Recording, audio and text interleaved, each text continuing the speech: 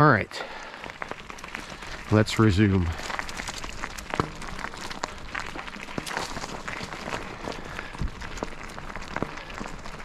Feels like deja vu here. Coming back through this area again, you can see the rock ridges.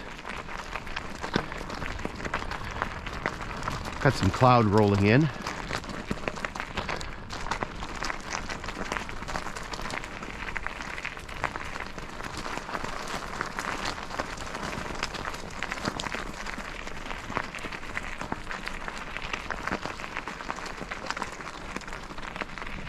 So fall around here, you can see a little bit of variation in color. Mostly that's some of those smaller bushes and trees around here. We're kind of right on the edge of the mixed forest. So you're getting, you do get quite a bit of birch and poplar compared to as you go further north and you get into the boreal forest. But basically birch and poplar are all going to turn yellow on you, so you're not going to get like oranges or reds. You can see some of the other trees do get a little bit of that in there.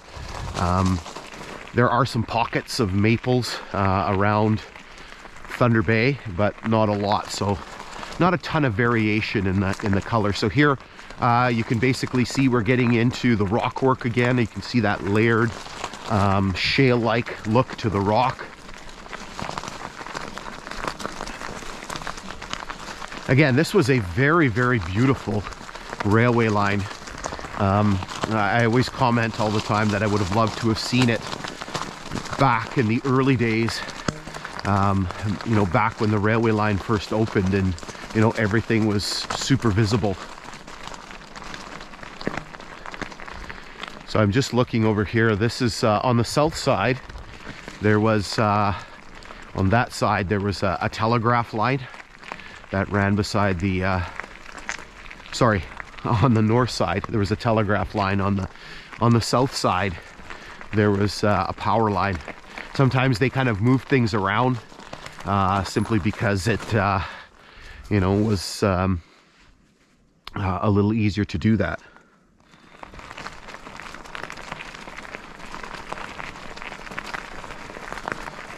So here you can really see that, what the heck did the dog see? Partridge, squirrel. You can really see that rock work. Just stop and take a picture here.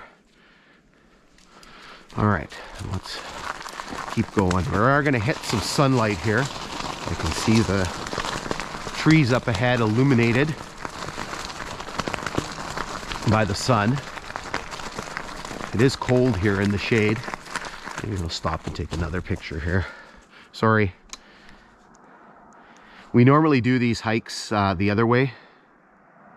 So we normally do the, we go outbound and then we go east and then we come back west. We have to kind of do it backwards here.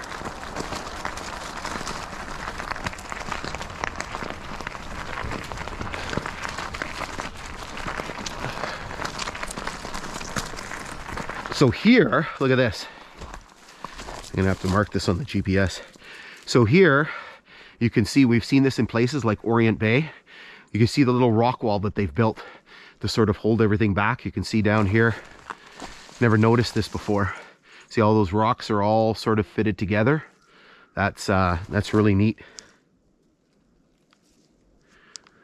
Let me mark this on the GPS here. All right. Luna just wants to go all the time.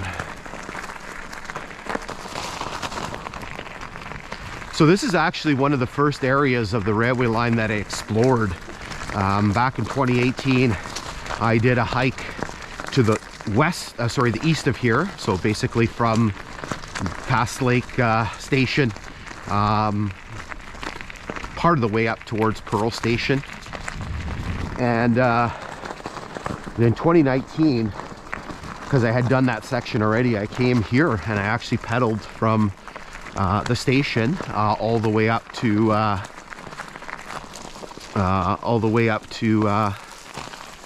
the viaduct. Just trying to see if there's a culvert in here. Big high embankment. see a culvert marker.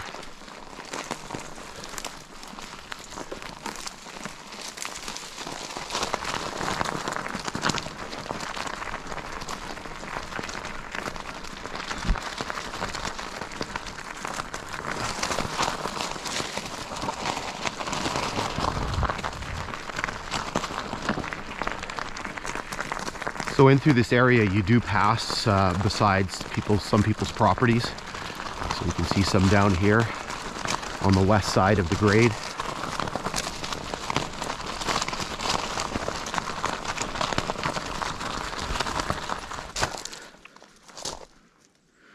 Okay, 500 meters is the sign.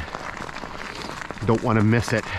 The last time we were through, we missed the sign for milepost 172. So again, you can see the big embankment here. Obviously quite a bit of construction to build this.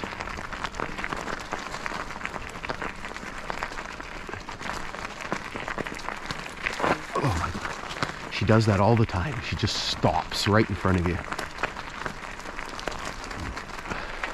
That's why I always like to kind of ride on the other side. So if she stops, I don't run her over.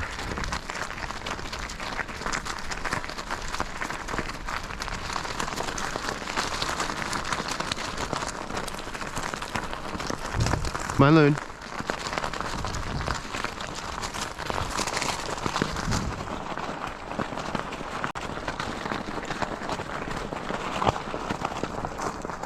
So you can obviously see with people's properties here, you can see little trails kind of crisscrossing back and forth the grade.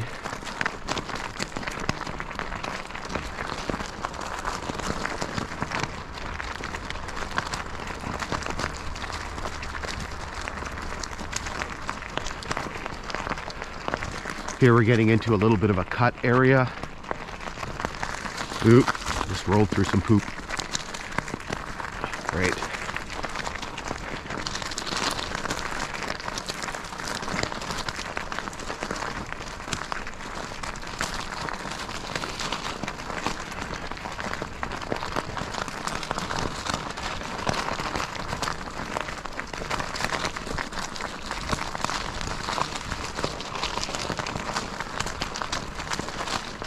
A little bit thicker ballast here, which is always kind of the bane of my existence. So the ballast on this line, so because it was a secondary line, did not get as much attention as other areas, and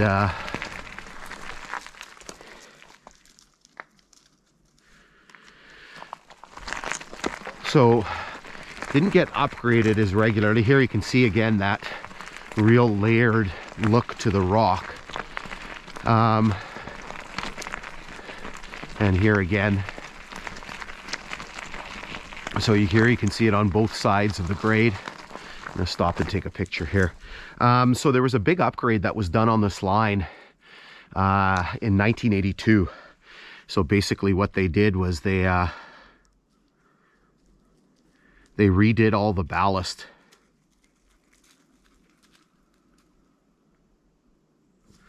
And so originally the ballast was all pit run gravel. And so they laid down all of this crushed stone. And it was quite a job because basically you had to get all of this equipment, these sleds. And I've seen pictures, and thanks to Franklin, who kind of tells me some of the stories. He was on the work crew, and so basically involved lifting the rails and basically, you know, putting all of this ballast underneath. So again, it was quite an involved process. Let's continue on here. Again, you can see it's almost kind of neat how it's all sort of straightened out here. Don't usually see that in the rock cuts where it's all kind of flat like that. You know, it's not usual to see the rock cuts straight, you know, given the machinery and the equipment at the time. So rock cut is probably about, I don't know, 12 feet or so. I'm so lousy at guesstimating the height.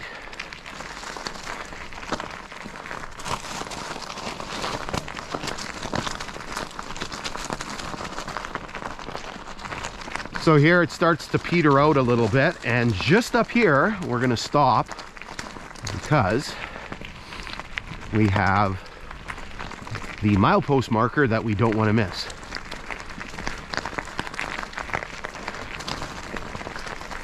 Being a little obsessive about it. So here we come alongside the highway again.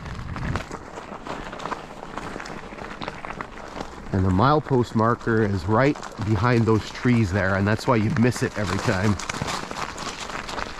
As you just kind of roll right by it.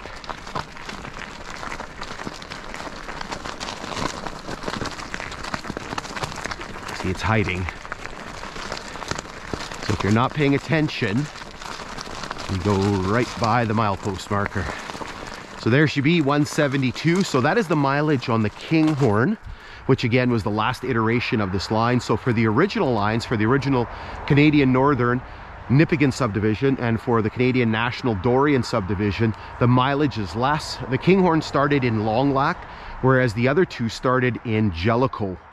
So what you need to do is you need to subtract 49.7 miles to get the original mileage. So and that's what I use for these videos. I'm a sort of an originalist, and so I like to use the original Canadian Northern mileage. So that becomes 122.3. Okay, so let's hold up here for a second, and then we'll resume our journey.